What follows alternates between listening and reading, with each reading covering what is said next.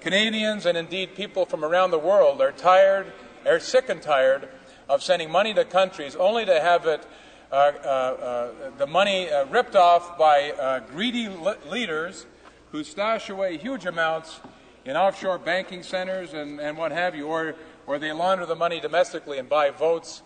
And we can't tolerate that anymore, Madam Speaker, where 50-cent dollars that are going into countries for overseas development assistance, 50-cent dollars just aren't good enough. So I think this bill goes a long way to bringing more accountability.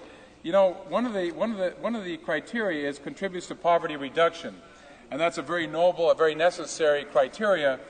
But it's a vexing question, I submit, Madam Speaker, because how do you measure that? The measurement process is very difficult, but it's still an objective that we need to keep in our sights, that we need to keep working on.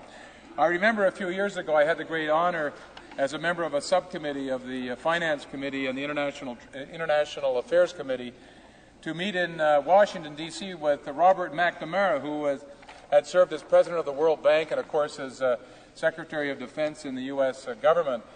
But in his role as President of the World Bank, we went to him to ask about, how accountable could our dollars be, Canadian dollars, going through these development organizations, the multilaterals, or even our bilateral assistance. How could we be assured that it was reducing poverty? And here's a gentleman who had been President of the World Bank for 7 and 8 years, and he said, you know, this is a very difficult and challenging question because there's so many other variables. If development assistance goes into a country, you might have the next year flooding, or you could have 5 years of drought, or you could have conflict. And so how do you take out those variables and measure whether the development assistance that went into that country actually reduced poverty or didn't? But notwithstanding that, I think it's an important criteria. I'm somewhat surprised, Madam Speaker, that from time to time when we look at development assistance, we don't spend enough time or attention looking at the question of corruption.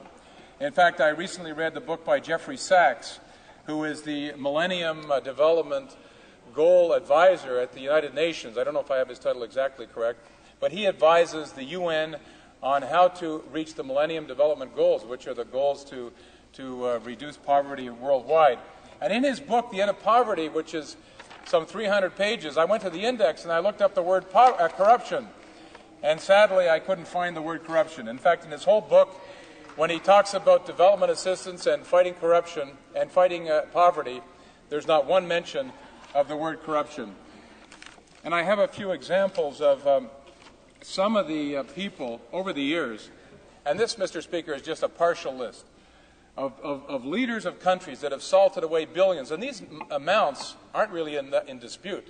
They're pretty well widely acknowledged. For example, President Suharto, Indonesia, salted away between 50 and 35 billion US dollars. Ferdinand Marcos, the Philippines, salted away about 5 to 10 billion dollars. Mobutu Sese Seko from Zaire, 5 billion. Sani Abacha from Nigeria, 5 billion. Slobodan Milosevic, Yugoslavia, 1 billion. Mr. Duvalier from Haiti, 800 million. Alberto Fujimori, Peru, 600 million. Pavlo Lazarenko from Ukraine, 114 to 200 million. Arnaldo Alaman from Nicaragua, 100 million. And Mr. Estrada from the Philippines, 78 to 80 million dollars.